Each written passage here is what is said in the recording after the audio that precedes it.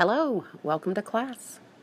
As we continue to dig deeper into the Southern experience, I would like to share with you a story. I'd like to take you back to 1982. 1982 might seem like a lifetime ago for you, as some of you weren't even born. But I can remember a day in May like it was yesterday. Growing up in Texas, I loved being identified as a Texan. My mother's roots, although, were in Mississippi. My brother and I met our two sisters in a small town, Woodville, to attend our uncle's funeral. This small town is classic. The courthouse was in the center of town. There were 4 blocks squared off around town, and on the corner of Main Street was the classic diner. We chose this particular diner to meet our sisters prior to attending our uncle's funeral. Now, as we walked in, we stood out. 4 semi-affluent individuals, obviously from out of town, sat down in a booth. A very frail man walked across the diner, hunched over, using his cane for support, and asked if we were Mary Lynn's kids.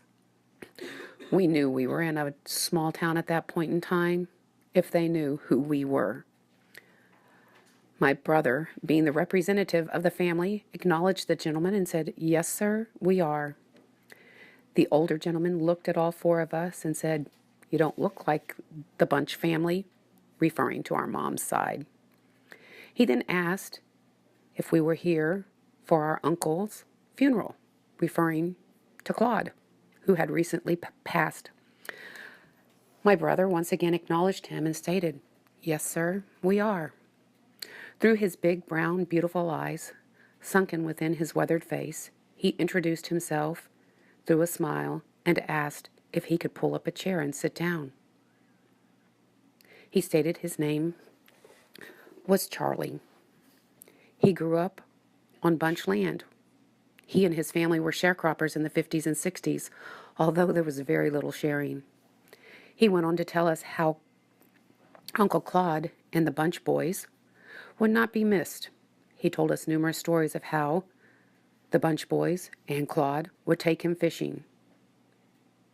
They would hold him over the Mississippi bank, underneath the water, as he put his hands and sometimes his arm extended all the way to the shoulder into the mud to find fish. Although he smiled occasionally when he told the story, it wasn't a memory he relished. It gave all 4 of us a different insight into who we are as a family. He gave us insight into who we were as a family. He shared with us numerous stories brought us to tears and made us laugh. But in the end, it isn't really my story to share or tell. It is his. And I give you a glimpse into this and tell it as his story, not mine. He was not a famous man. He did nothing we would consider worth acknowledging. He told us his story growing up as a black boy who served a white family alongside his.